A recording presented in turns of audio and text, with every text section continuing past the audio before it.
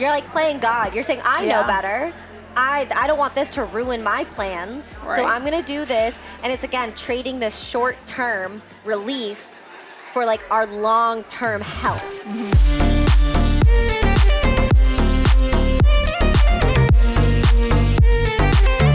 All right, welcome back. Oh, we're like winding down.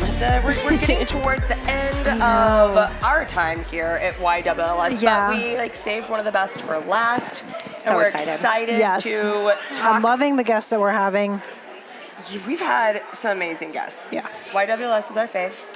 No offense to any of the other You all know that. We say it. We're a broken record. You know, but we just love it because we get to, you know, obviously meet some amazing women. It's my first time. At YWLS? This is, and I will now not miss one ever. Oh my gosh. Yeah, this has been the coolest. How did you get connected with Turning Point? Alex. So I followed her for a long time. Wait, we didn't even introduce our guest, Ames. We just started talking.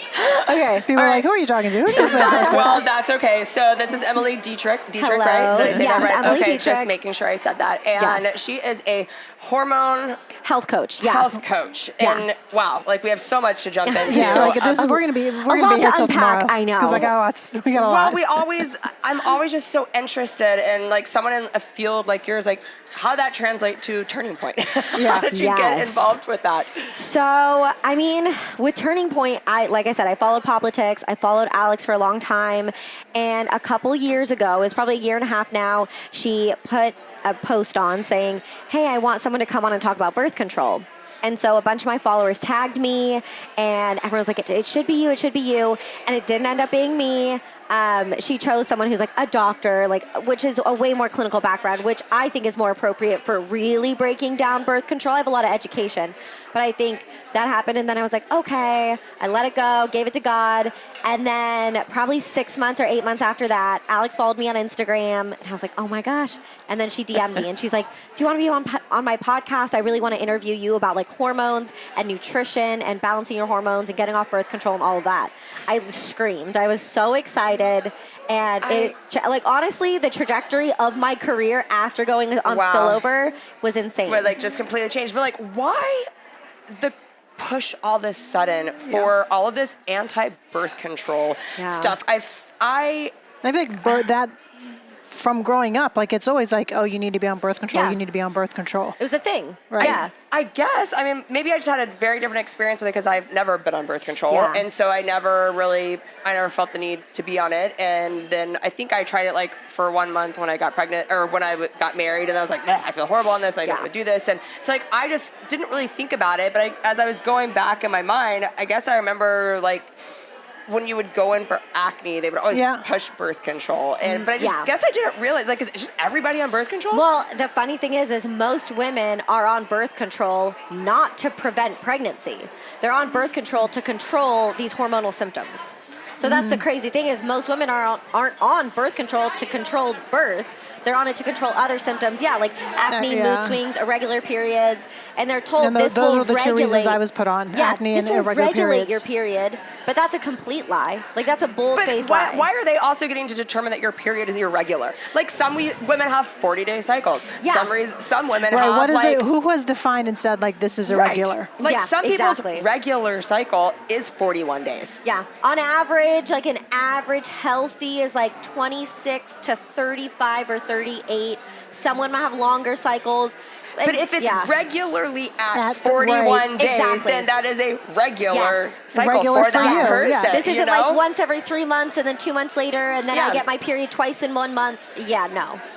Like, so I guess when she started really hitting on this topic, I started paying a little bit more attention because I'm like, well, why is this such a big deal? Yeah. Like, what is causing women like Alex to start diving into this and speaking up about it? Yeah, you know what's interesting is I haven't asked her story about how, like why she started diving in.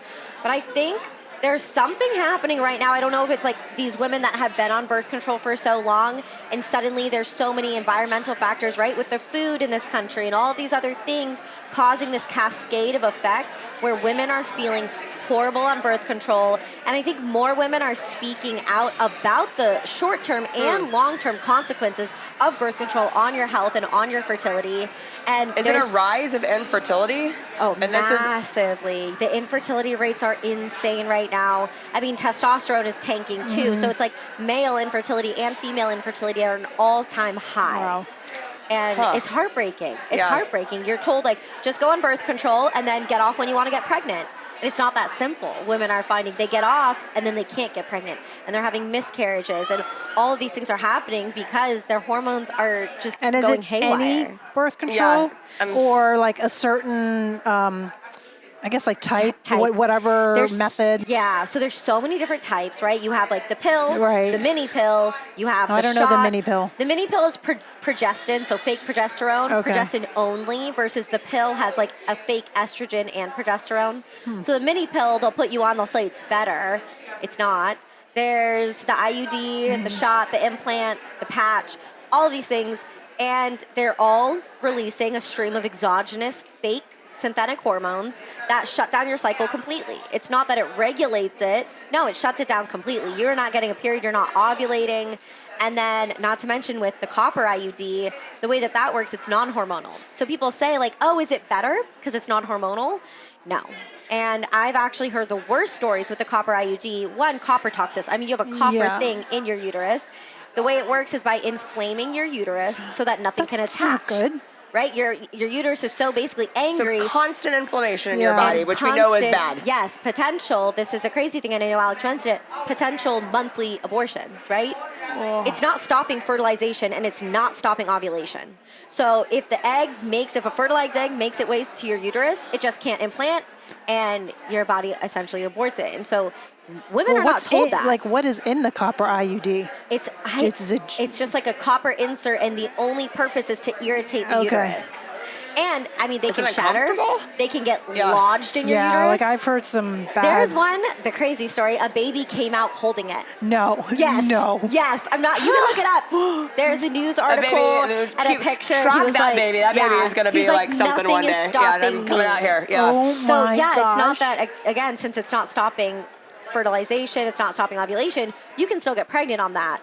And yeah, the thing is, birth control is not 100% effective. Right. Wow. So your focus is not necessarily on birth control. Your focus is more on just the hormones in general. Like, hormone balance and regulation. Tell us about that. Get off birth control, right, and support their body through that process and educate them about what's going on. But the main thing I help them do is basically use food and nutrition and diet changes to heal their hormones and balance their hormones so they can have easy periods. We're told that, periods are painful, being a woman sucks, you're gonna get cramps, just welcome to womanhood. That's not true. That's a lie. And I believed it too, and I had horrible, debilitating periods. I would be on the floor in a fetal position, like a heating pad on my back, a heating pad on my stomach. And ibuprofen didn't help? No. Popping Midol like candy. Yeah. And I'm fine. It doesn't affect me. I get my period. I go about my daily life. I'm totally fine. But there's so many women like that. I mean, that's and then they prescribe the pill. Yep. Yeah. Is that because we're just don't like pain? We have been conditioned in this life to have everything the way we want it, not be inconvenienced by anything, but yet women have been dealing with this since the beginning of time. And here we are. Right. And we're still here. We just, so many women just don't want to be inconvenienced or have anything uncomfortable in their lives, so they're going to do whatever they can, even to their potential detriment. Yeah, and women are like, well, I don't like my period, so I just skip the sugar pack. Okay, and so I just skip my period, and I'm like, oh goodness. Well, I knew people who would be going on vacation, and they would I don't know if they would do something with they would either continue their pack continually or something would happen with their birth control pill where they would then let me take my pill because we're going on vacation. I don't want to get my period. And I'm like, that cannot be good for your body. No. I'm sorry. You're literally stopping your body from doing something natural. Your body. Yeah. You're playing God. You're saying, I know better. I don't want this to ruin my plans. Right. So I'm going to do this. And it's, again, trading this short-term relief for our long-term health. And we're just making these constant withdrawals and just taxing our body, and I'll deal with it later, There should be more support and help, though, for women, I feel along their hormone journey Yeah. to really understand. I was telling somebody this yesterday. I was like, the amount of care, lack of care after a woman has a baby that focuses on the mom. It has been all about the baby. Yep. Like you take the baby to this checkup, you take them here to this time, Yep. you look out for this. Not one thing is said or done from your doctor to give you help along the journey of like, this is what to expect. Did you get diastasis recti? Like, did you get these things and here's what you can do? Here's a physical therapist. Like, even nothing. lactation consultants. Or things even like that. what you're going to experience hormonally. Like they talk about postpartum depression and stuff, but not real in depth and not really what to do about it necessarily. Yeah. You're just kind of left to your own to go figure or this out. if you go to your doctor, he's going to say, here's some antidepressants. Yeah, Right. but then you think you're crazy. Like, you feel crazy. There are times in a woman's journey because the hormones can be so intense that you literally feel crazy. Yeah, 100%. I mean, I felt crazy on birth control. And again, it's kind of the same thing where your hormones are doing their own thing and you don't feel in control and you don't feel like you know what's going on. There's this disconnection from your body. No one's telling you. You're not prepared. You go to a doctor, they don't tell you, which and is if they're like not the person you making look to. the hormone connection, you then start thinking, well, is there something Am I wrong with me? actually Yes, there's something wrong. Yes. Like, Because I feel like I've seen a lot of, and I don't know what it stands for, like the PCOS. Polycystic ovarian syndrome. Okay. Yeah. Where I feel like I've heard and like read like different women on social media talking about how now they all everyone's like suffering from this all of a sudden. Yeah, it's huge. Is because of that, the increased estrogen, is right? that There's 4 partly different because of birth kinds. control as well? Yes, so post-pill PCOS is a thing. Okay. So getting off birth control and having PCOS is a thing because birth control can trigger this cascade. Essentially, when you get off, if you don't take any sort of precaution or steps to support your body, you're just like basically stopping a drug cold turkey. Interesting. And so your body, especially if you've been on it since a young age, like let's say a girl gets her period at 12 or 13 and it's irregular, right? Which it's going to be for a while. Your body, it's coming online. It doesn't know what it's doing. It's trying to figure it out too. So let's say you go to the doctor. It just knows it's supposed to do this and send out this hormone and this is supposed to do this. Yeah. And so if you then go to the doctor, get birth control at age 13, and that whole system doesn't even get a chance to mature, then once you get off birth control, again, it doesn't know what it's doing again. So all of this stuff's going to come bubbling back up. Retraining it. Yes. Yeah. And so, PCOS is huge right now, and women are told, like, basically, you're not going to be able to get pregnant, which is not true with PCOS. It's really comes back to inflammation. It's basically an inflammatory condition. And I try to tell women that it's a condition. It's conditional. It's not something you're going to have forever, even though that's what they want to tell you. PCOS can't be cured. It can only be like treated, and you'll be symptom free. And it's like just these labels that we slap on women, like, oh, you have PCOS for life. So why the push? Who's pushing this birth control on everybody at such a young age? I mean, are the doctors really that informed? I mean, they went to medical school. They're supposed to be the doctors that do no harm. I mean, why the push? It makes me so sick to think about all these and all the stories. I mean, my DMs are flooded with, I tried to go off birth control and my doctor basically bullied me and told me, like, you're going to get pregnant if you get off. So good luck. And they just bully you and they act like they know everything. They don't know everything. We know our bodies. Like, we innately know our bodies, but we outsource that intuition to some man in a white coat. Yeah. And we believe whatever they tell us, even when we know it's wrong. And I think it's a lot harder, to take back control of our own health, but that's what needs to happen. We need to take back control. We need to stop outsourcing this power to other, professionals. Yeah, no, I totally agree. But I think part of that is too is like we don't know any better because it kind of goes back to like we know that when there's an emergency you call 911. Yes. We know that if there's a problem we go to our doctor. Yeah. Who are we supposed to trust? Our doctor. Yeah. And I would guess it's similar, I don't know, but like to vaccines where they get a kickback, right? Sure. So these It's drug all companies like money. are push this, Yeah. push this, push this. And so I don't know if there's a whole agenda. I kind of think they just don't know. I want to see the good in them, right? That our doctors do post medical school. I mean, they have It's CEs insane. and they have continuing education, but like they're not we used to think our doctors were like the scientists, like they're going to go find the Yes. solution and find And the stay up to answer. date. And now it's just like, oh, well, which pharmaceutical company is going to give you information? Yeah. Right. And what are you going to read in a pamphlet and be like, okay, cool, I'm going to pass this on. Yeah, that's basically all it is. No, not and all doctors do that. I know. No, I know. there's a good lot. ones. There's If you're good lucky enough ones. to like I find haven't a met good one yet, but yeah, there's good ones. If you are lucky enough to find a good doctor who really actually Advocates for you. researched Yeah. and is like a detective. Like Yeah. they play detective to like help you understand and find what's going on so you guys can find a solution. Find a or, solution. Yeah. And that's what I tell women is like, your doctor works for you. Yeah.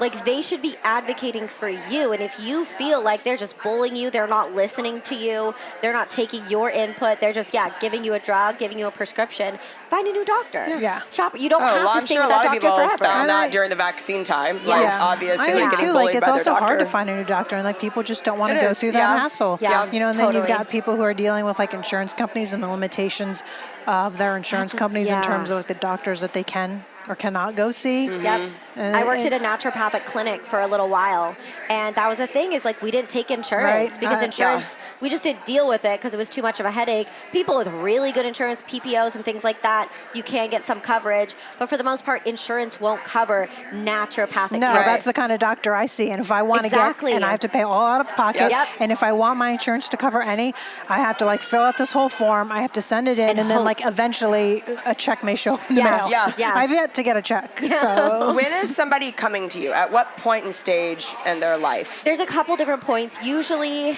either they're on the pill and they're scared to get off because they've heard horror stories of like coming off, acne comes back, PCOS, Yeah. all of these things. Or they're trying to get pregnant and they can't, and they don't understand what's going on. Their doctor's telling them IVF, and they're like, there's got to be another way. Like, your body is so capable of healing, and we were made to have babies. Literally made to. Your body's not broken. It doesn't hate you.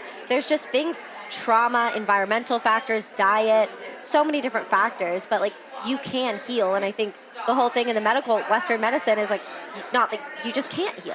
Yeah. You need our help You need our and medicine. our drugs, Yeah. and all of this, all of these interventions to heal.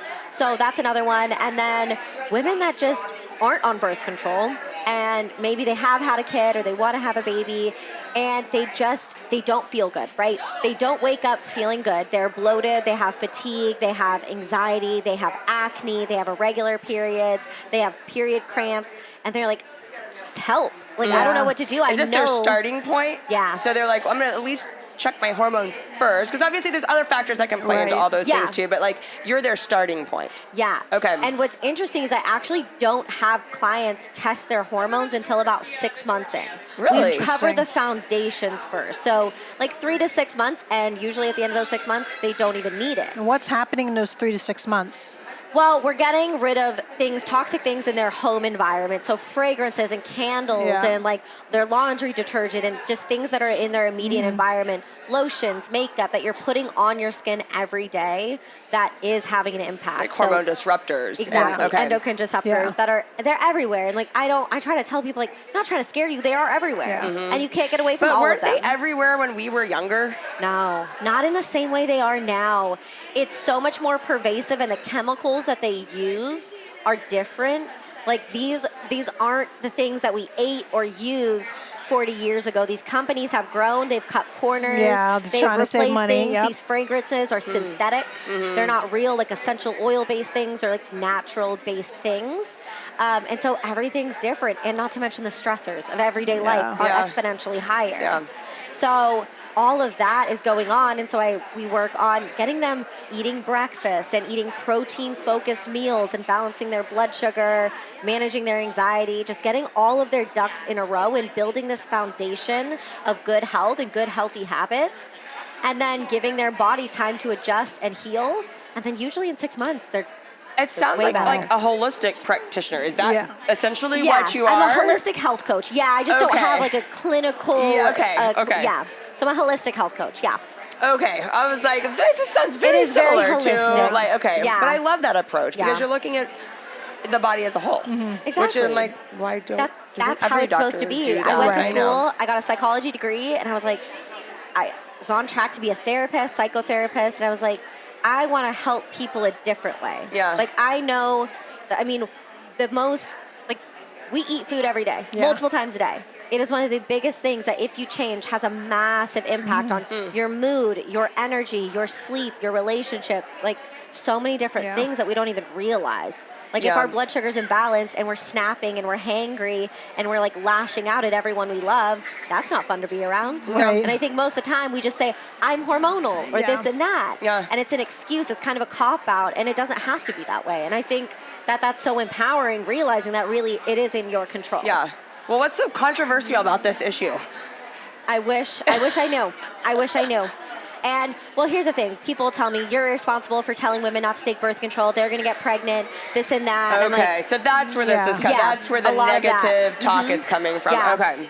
Yeah, and it's really frustrating, right? I wish someone told me how beautiful and sacred, like, fertility and your menstrual cycle and all of that was when I was younger. Yeah. I just think so many women don't understand, and they just go on birth control so it's convenient for them, and we don't realize the long-term implications that it has. I mean, it affects mate selection. It affects the people that you date. Wow. It's crazy. Wait, what? Yes, they've run studies. I'll have to find them later so you can link them, but they've ran studies that show that women, there's 2 studies. So there's the sweaty t-shirt test, which they had like different men basically take their sweaty t-shirts, and women on birth control and off birth control smelled the t-shirts, right, for the pheromones and the hormones. And women on birth control gravitated towards men who had similar genetic makeup to them, which is the opposite of what you want for mating. You want opposite genes, which give the best chance for your offspring. What? Yeah. And then there was another one, they ran studies, and women on birth control preferred men with more feminine features. Wait, women off birth control? On birth control. On birth birth control. control.